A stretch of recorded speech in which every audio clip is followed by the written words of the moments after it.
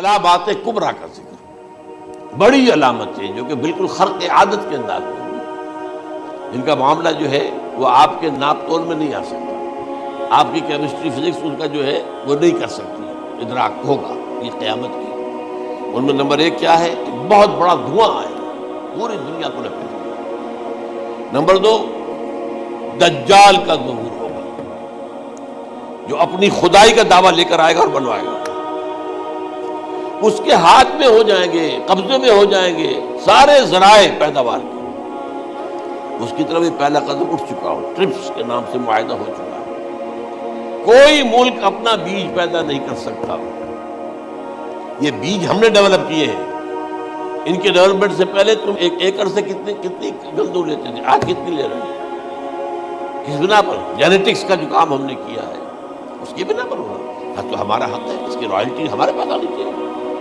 لہذا صرف ان اداروں سے، ملٹی نیشنل سے خریدا جائے گا بیج، اور بیج بھی وہ دیں گے وہ کہ جس سے جو فصل اگے گی وہ بیج نہیں لا سکتے، وہ بیج کا کام نہیں کر سکتے۔ جیسے آپ کو معلوم ہے کہ آپ کے یہاں جو گوشت کھایا جاتا ہے مرغے کا، تو مرغا وہ جو ہے اس میں مرغا ہو یا مرغی ہو، اس کے اندر کوئی وہ کیفیت ہی نہیں ہے، ان کے انڈے جو ہے ان سے آپ بچے حاصل نہیں کر سکتے، ہے تو انڈا، دیکھنے کو تو انڈا ہے لیکن وہ بنڈا جو ہے اس سے بچہ تو نہیں حاصل کر سکتے۔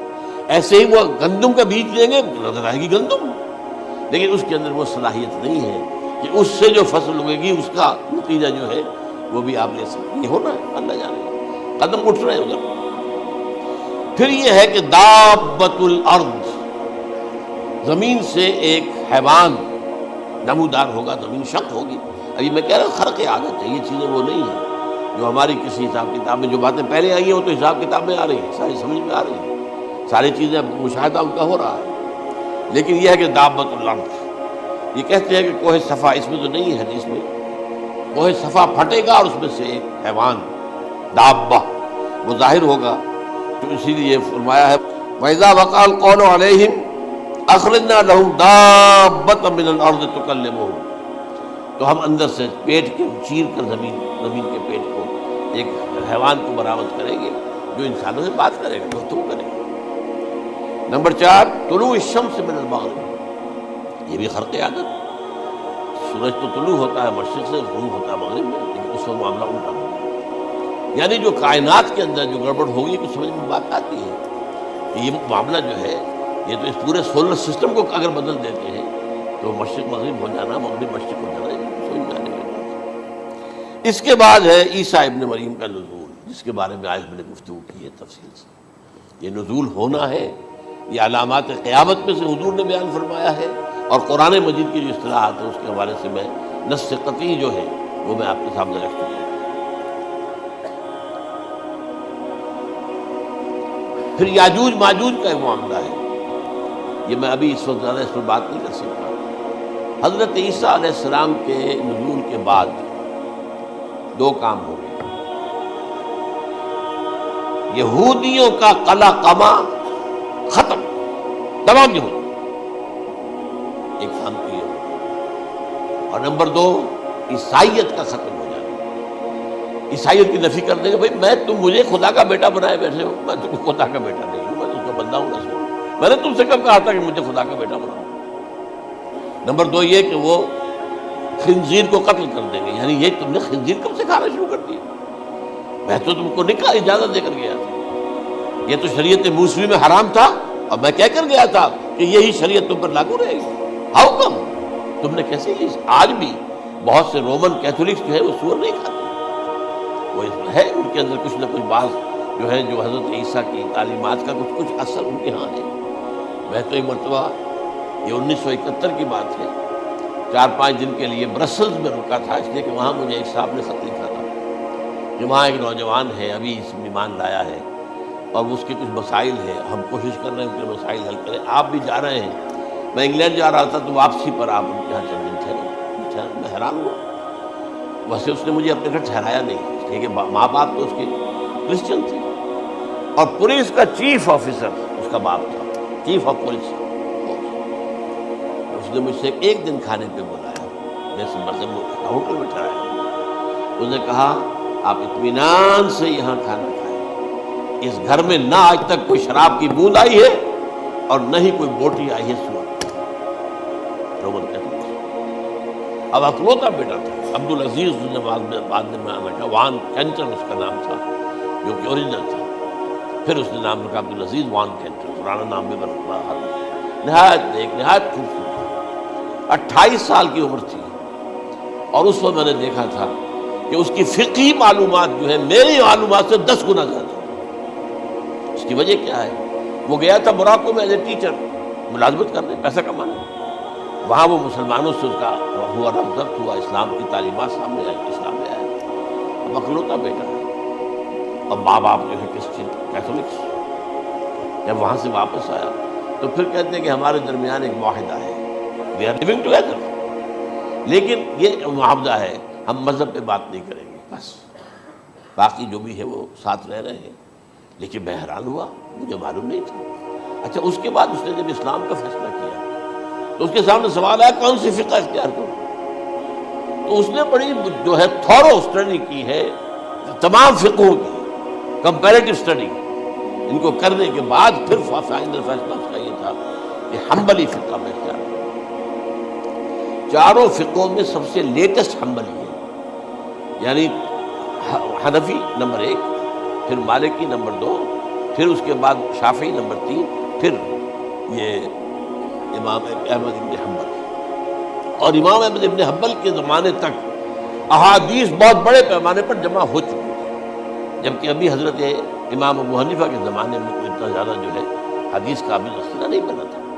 اسی پر تو لوگ حیران ہوتے ہیں کہ زیادہ حدیث امام ابو حنیفہ کے علم میں نہیں تھی، لیکن بجال ہے کہ ان کا کوئی فتویٰ جو ہے کتاب و حدیث کے، کتاب اور سنت کے خلاف، اگرچہ انہوں نے صاف کہا کہ اگر تم پاؤ کوئی ایسی سچی حدیث، پختہ حدیث جو میری کسی رائے کے خلاف ہو تو میری رائے کو دیوار پر دے مارنا اور اس صحیح حدیث کا کی پیروی کرنا۔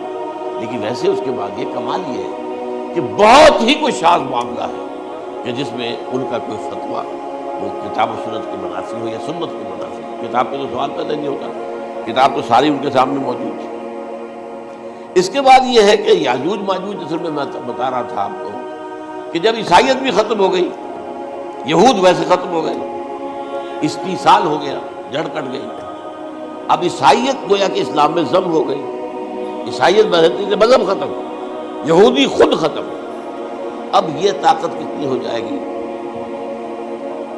تقریباً 2/3 نہیں آ گئی۔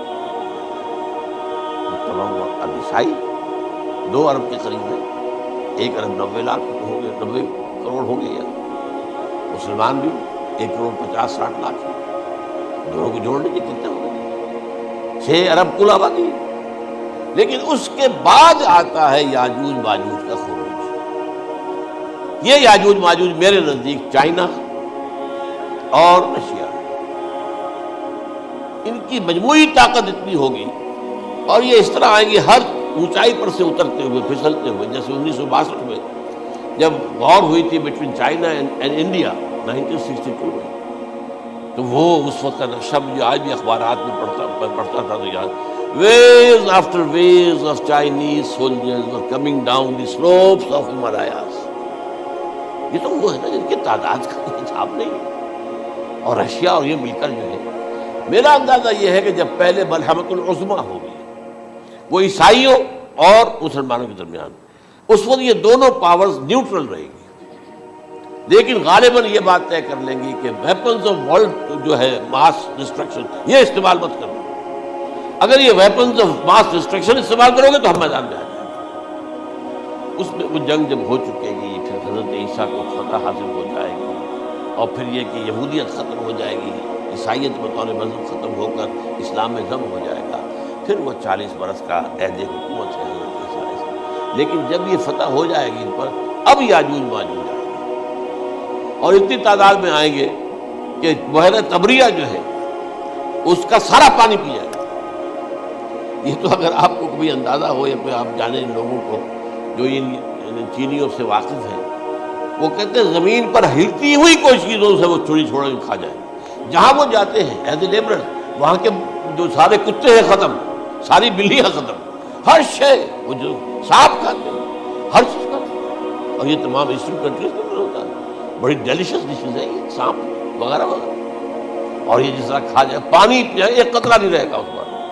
تو پھر جو ہے اللہ تعالیٰ اس وقت جو ہے اس میں ایک ایسی بیماری پیدا کرے گا یہ سب مر جائے. یہ معجزے سے ہوگا، یعنی ان کے اوپر فتح جو ہے وہ عام لڑائی کے ذریعے سے نہیں ہوگی، بلکہ اس کے اوپر فتح جو ہوگی وہ اللہ تعالیٰ سے ہوگی. ایک بیماری پیدا ہوگی، سب مر جائے گا. اور اس کے بعد اللہ تعالیٰ ایسے پرندے بھیجے گا بڑی لمبی لمبی گردنوں والے، وہ ان سب کو کھا جائیں گے. جیسے ہمارے یہاں گدھ ہوتے ہیں وہ ان کو صاف کر دیں گے. ورنہ تو یہ ہے کہ پوری دنیا کے اندر جو بدبو اور جو پیدا ہوتا معاملہ اس سے تو اس نوع انسانی کی بقا ممکن نہیں تھی. ان کے خاتمے کے بعد پھر یہ ہوگا کہ حکومت اسلامی جو ہے پوری دنیا میں حضرت مسیح علیہ السلام کی 45 برس وہ رہیں گے. اسی میں وہ کہلن بھی آ جائے گا، وہ فی المہد و کہلن جو میں نے شروع میں بیان کیا تھا. اسی میں پھر یہ ہے کہ وہ شادی بھی کریں گے، ان کی اولاد بھی ہوگی، اور پھر جب کا انتقال ہوگا تو حضرت حضور صلی اللہ علیہ وسلم کے حجرے میں وہیں پر جہاں حضور اور ابو بکر اور عمر رضی اللہ تعالیٰ عنہ دفن ہیں وہیں پہ ان کو دفن کیا جائے. اور قیامت کے دن حضور فرماتے ہیں کہ میں اور یہ تینوں ساتھ ہیں. تو یہ ہے واقعات و واقعات. بہرحال اس میں یہ ہے کہ یہ نوٹ کر لیجئے کہ جہاں تک ہمارے ہاں آج کل کا معاملہ ہے، میرے نزدیک میں یہ کہنے پر مجبور ہوں، جو رفع و نزول مسیح کو نہیں مانتا وہ کم سے کم منکر حدیث ضرور. میں اس سے کم کا فتویٰ نہیں دے سکتا. اب یہ ہے کہ جو لوگ مہدی کو نہیں مانتے ان کا معاملہ میں مختلف سمجھتا ہوں. چند منٹ لے رہا ہوں آپ کو، اس لیے کہ ان کی حدیثیں صحیح ہیں نہیں، بخاری مسلم میں نہیں. اور یہ کہ بہرحال ان کا معاملہ جو ہے وہ ایسا نہیں ہے حضرت عیسیٰ کا. حضرت عیسیٰ کے آنے کا جو کچھ ہوگا وہ تو میں نے آپ کے سامنے بیان کر دیا.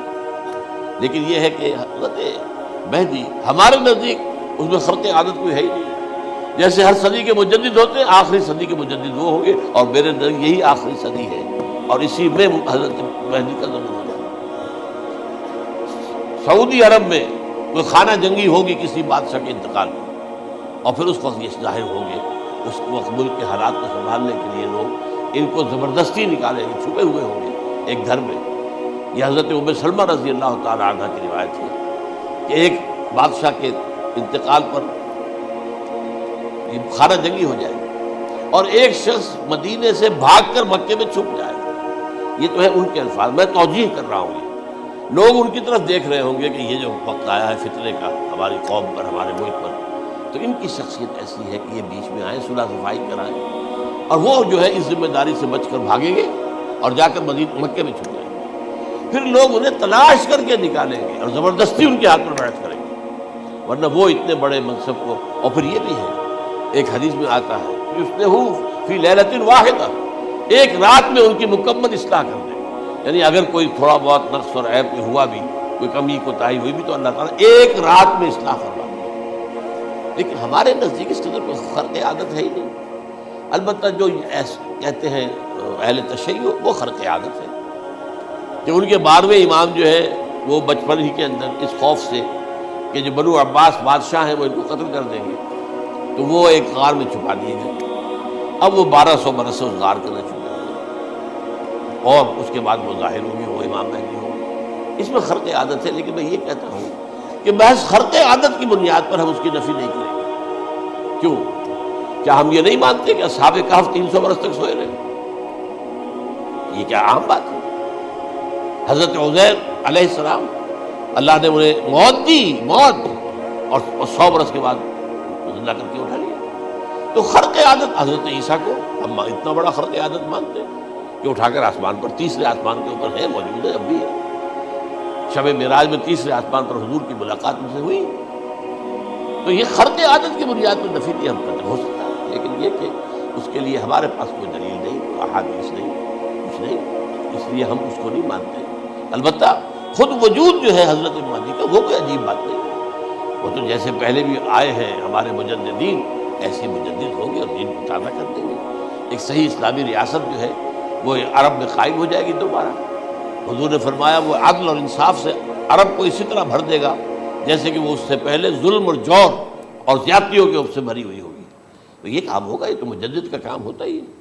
اس حوالے سے لیکن بہرحال میں نے پھر بھی کہا کہ اگر احادیث کی کمزوری کی وجہ سے کہ صحیح عین میں نہیں ہے، اگر کوئی شخص انکار کرے تو مجھے کوئی اعتراض نہیں ہے، ٹھیک ہے، لیکن جو حضرت عیسیٰ کے نفع سماوی اور حضرت عیسیٰ کے نزول کا انکار کرتا ہے وہ کم سے کم، میں انہیں اور آگے کوئی فتویٰ نہیں دیتا کہ وہ کافر ہو گئے یا یہ ہو گئے یا وہ ہو گئے، لیکن منکر حدیث کے لائن میں تو وہ لازماً کھڑے